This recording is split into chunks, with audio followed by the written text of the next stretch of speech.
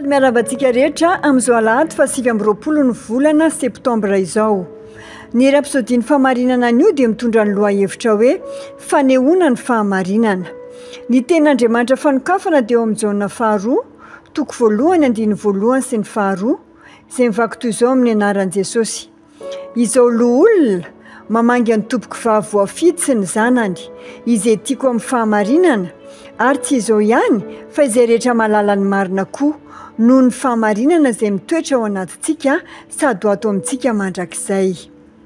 Raha mamaky manontolo ny epistily 2 nosoratan'i Jaona ianao dia ahita zavatra ao amin'ireo andininy 4 voalohany. Ny teny hoe fahamarinana dia notsindriana imbetsaka ary naverina indimy. Mazava ho azy fa misy dikany izany. Avy eo ao amin'ny epistily 3 mitohy amin'izany fanatitra niterana mitovy ny fahamarinana izany izy. Nahoana notsindriana be ny fahamarinana? Ao amin'ny Jaona 9:17, Jesosy dia nilaza tamin'ny Pilato fa tonga izy hanambara ny marina, ary izay rehetra avy amin'ny marina dia mihaino ny feoany. Ary Pilato nanontany azy hoe inona ny marina? Azo antoka fa tena nandinika ny valiny Jaona. Natadidy izay nolazain'i Jesosy ao amin'ny 4:10 izy. Izao ny lalana sy fahamarinana ary fiainana. Jaona 4:10, andiny 9 no misy an'izany tenin'Andriamanitra izany. Natsiaro ihany koa izy nivavaka Jesosy tamin'iray ao amin'ny Jaona 17, rehefa nilaza izy hoe manamasina anay amin'ny fahamarinana, ny teninao no fahamarinana.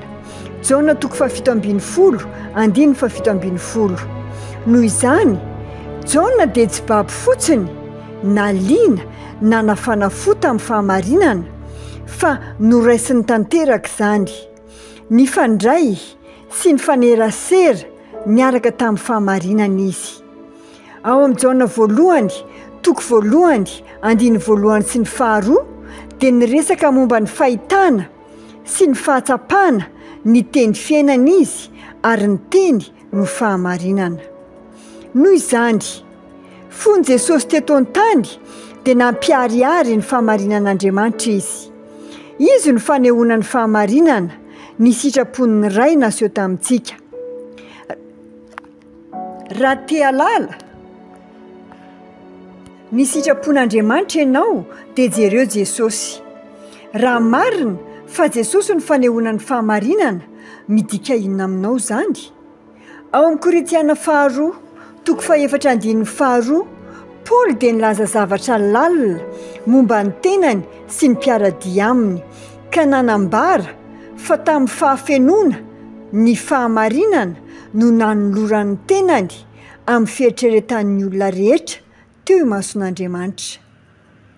Ny tena tian'i Paoly holazaina dia ny hoe ity ny fiainanay, izahay dia fanehoana ny fahamarinana.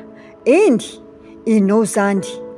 Teraka ianao mba hanehoana ny sitrapon'ny ray amin'izao tontolo izao.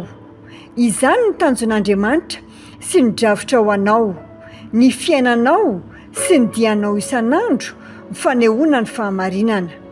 Izany ny fahitany ianao, ary izany ny fiainana tokony iananao.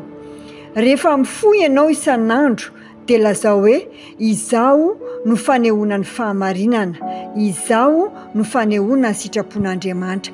Aleloia!